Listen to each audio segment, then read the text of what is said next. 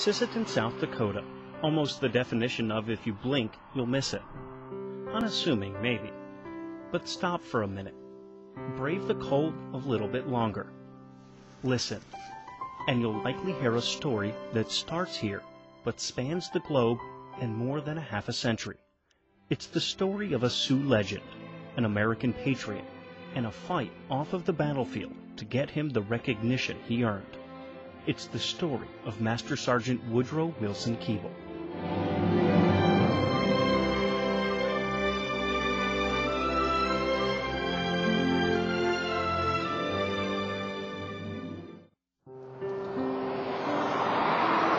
At the edge of town, a right-hand turn off the main road if you're coming from the north, sits a cemetery not unlike any other you would find in a small American town.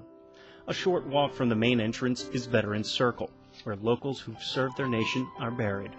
Woodrow Keeble's grave quietly rests among the others. He grew up about an hour north of here in Wahpeton, North Dakota. He went to a boarding school there known then as the Wahpeton Indian School. His father was too poor to raise him and his siblings. His mother died when Woody was young. At the school, he learned about his culture. He was a full-blooded member of the Sisseton Wahpeton Oyate, a Sioux tribe that at one time was a warrior and hunter society, moving to where the buffalo were and defending their territory when necessary. Their culture is deeply rooted in these times and is one reason many Native Americans answer the call to arms to this day. This land that we're on belongs to our people.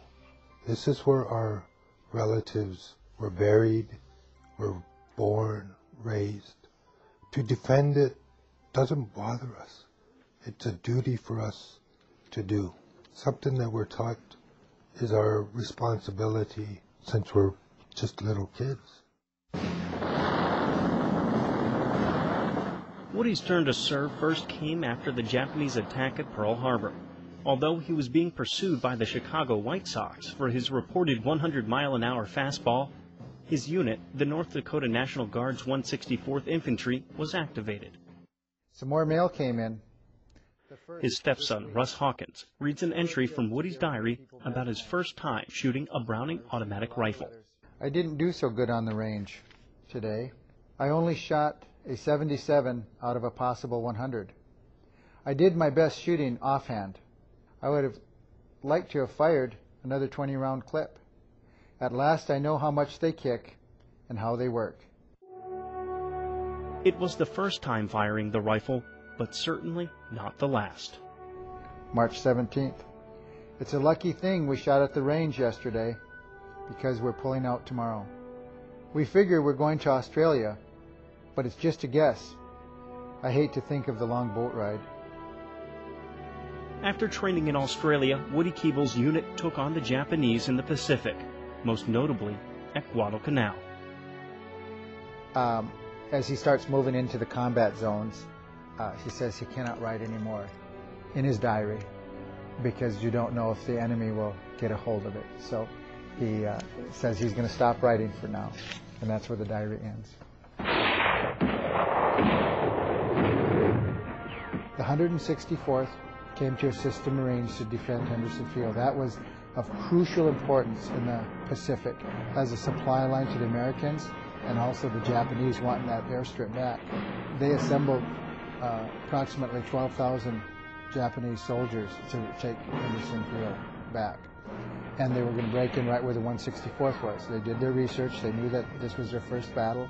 So he was part of a force of 3,000 men that was going to repel the Japanese wherever they broke through. And when they did break through, 12,000 of them came through. The 3,000 of the I Company, 3rd Battalion, met him in 3 days non-stop fighting, banzai attacks, and alternate night and day fighting. And that's where Woodrow was involved in a lot of hand-to-hand combat.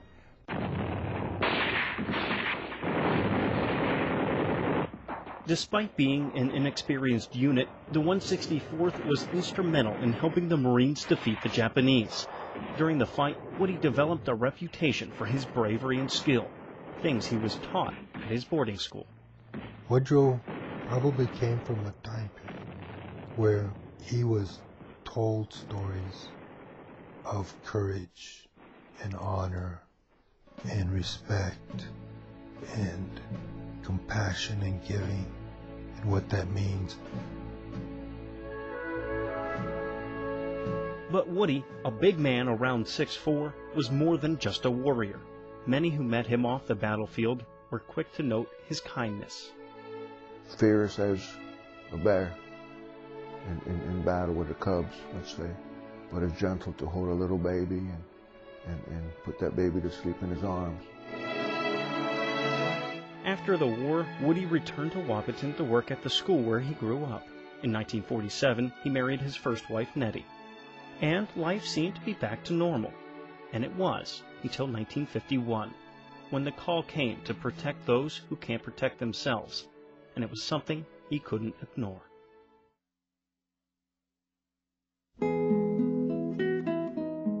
Woodrow Wilson Keeble, a decorated war veteran, was finally back home in North Dakota after fighting the Japanese in the Pacific. But in 1951, his National Guard unit was looking for people to join a new fight in Korea. Woody volunteered without hesitation.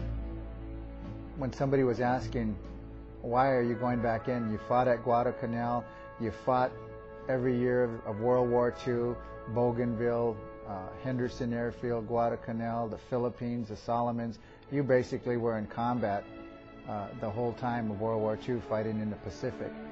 Why would you go back in? And these were his words. He said, somebody has to teach these boys how to fight.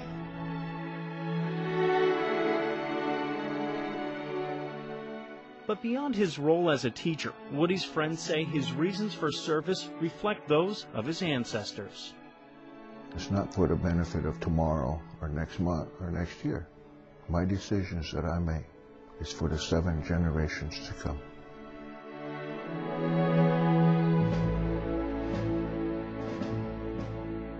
In late October 1951, Woody's unit, the 24th Infantry Division, was involved in one of the last major Allied offensive pushes of the Korean War. The operation later became known as Operation Nomad Polar, but at the time it was known as the Big Push. It was Hill 765, so named for its elevation, where the Chinese Communist forces had dug in deep and where Master Sgt. Keeble became a legend. 3 bunkers similar to these, or pillboxes as they're also called, were on the hill in a V formation. There were 2 platoons that had become pinned down by these 3 pillboxes.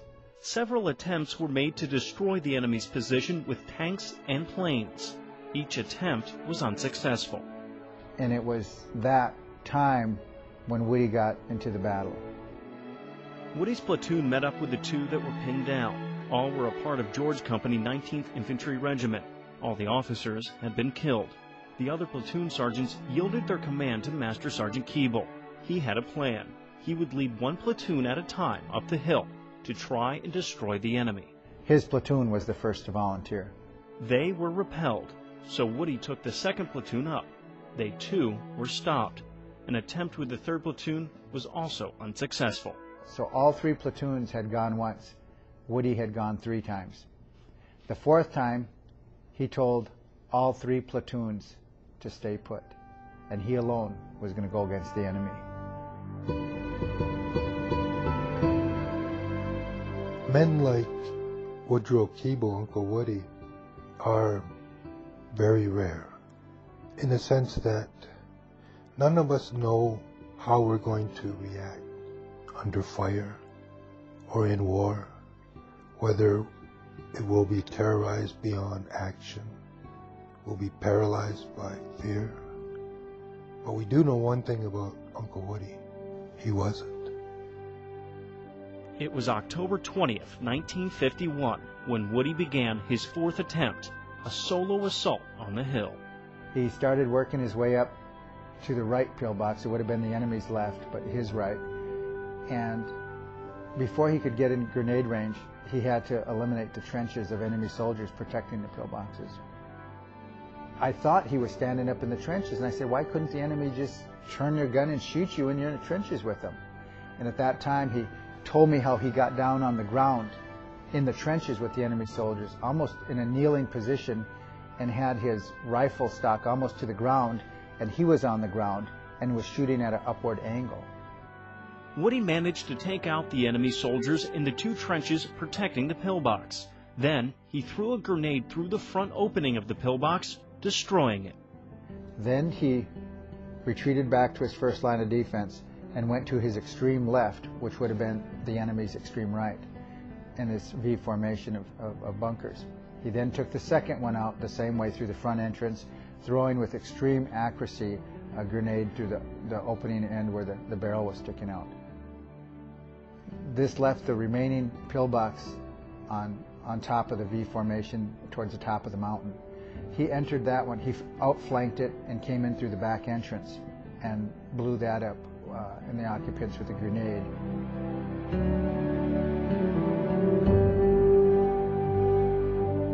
First in my mind, I thought he just sprinted up that mountainside like a 10-second, 100-yard dashman. And I asked him, how long did it take you to eliminate those 2 trenches full of enemy soldiers and those 3 bunkers? And in my mind, I thought he was going to say seconds. He just ran here and ran there and ran over here. But it didn't. It took him between 2 and 3 hours. And the entire time, the Chinese were trying to take Woody out. He was hit with shrapnel grenades, concussion grenades, a rifle fire. We later found out he took a bullet right through the chest. After taking out the enemy in the 2 trenches and 3 pillboxes, Woody's fight still wasn't over. Then he was in a face-to-face showdown. One eyewitness says it was 7 soldiers, another says it was 6, and Woody alone, badly wounded, bleeding from his chest, both arms, both thighs, a calf, nose busted from a grenade that hit him in the face that did not detonate. And in that face-to-face showdown, he eliminated all 6 or 7 enemy soldiers, whichever it was, and they did not get him with a single bullet. And he in turn shot them each once, semi-automatic, and killed all 7 of them. After the fight, Woody, badly wounded, refused to be evacuated until a defensive perimeter on the hill was set up. Only then did he agree to be taken away. That's when they removed 83 pieces of shrapnel from his body. There were so many men later, different quotes from different people that just attribute their life to Woody Keeble. They say, we wouldn't be here. We wouldn't have made it. He taught us how to survive. He taught us how to stay alive. For his actions, Master Sgt. Keeble was nominated for the nation's highest honor for valor in combat. There are required 2 eyewitness signatures to recommend someone for the Medal of Honor. But in this case, every man in George Company, all 3 platoons, signed wanting Woody to get the Medal of Honor. But there was a problem, starting a chain of events that would take place over the next half-century.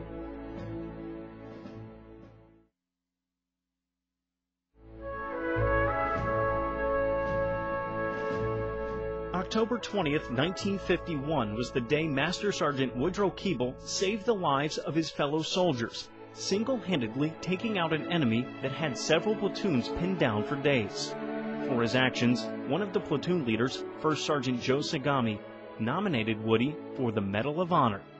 Every man in 24th Infantry Division, 19th Regiment, George Company, signed the recommendation.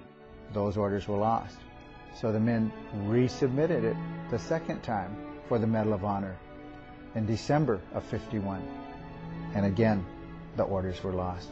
The recommendation was lost. Some say the race card may have been an issue. I don't believe that. I think after talking to men in his outfit that they were just truly lost. Russ says Woody just did what he felt he had to do at the time. A medal wasn't that important to him. He was never bitter about it. He was never angry about it. He never seemed real disappointed about it. After the war, Woody returned home, working again at the school where he grew up. Shortly after, though, he contracted tuberculosis. He went into long-term care at the VA hospital in Minneapolis, keeping in touch with his friends and family back home through letters. Because of his TB, doctors had to remove a lung. which triggered a series of strokes that left Woody partially paralyzed and speechless. Not long after, his wife Nettie died. Woody eventually returned home, but was unable to work. He did marry again to a woman named Blossom Crawford Hawkins, Russ's mother. According to Russ, Woody didn't focus on his injuries, rather on being a positive person. I think Woody enjoyed the little things in life. I think he enjoyed a good steak. He enjoyed a good conversation. He enjoyed a good movie. He enjoyed just a warm, sunny afternoon. And I think it's the little things in life that he enjoyed that superseded his ailments. People respected him, men respected him, not just because of his physical size and prowess, because he was a nice person. He was a genuinely nice person to visit with and to be around. Someone that you would feel honored to call friend, a real friend. And maybe it was because of who Woody was off the battlefield, as much as it was for his heroism during the war, that the fight to get him the Medal of Honor never went away. Several unsuccessful attempts by his friends and family were made in the years to come. Due to failing health, Woody died in 1982, without the Medal of Honor. But the fight for the medal lived on, gaining new life in 2000. I met with two of Woody's friends. We just kind of talked over coffee, and these guys were getting old. A lot of their friends had passed away, and we thought we'll try one last time to get Woody the Medal of Honor. And the guys said, we'd like to see it. We don't have too much time left. And they said, let's give it one more go. In past attempts, efforts were made to find the missing paperwork from the original 2 recommendations. Then a light bulb kind of went off in our minds as we talked about this. And it was just plain as day, right in front of us. And it was what Joe Sagami had said all the time. The orders were lost the first time. They were lost the second time. They never got to headquarters. So how could we expect headquarters to have a copy of the recommendation if everybody's frustrated because they got lost? By the very nature of them being lost, they're not going to be in a file. They're not going to be under file K for Keeble. The new strategy was not to try and find paperwork that had been missing for a half a century. Rather, the strategy was to go off the strength of the affidavit First Sergeant Sagami wrote.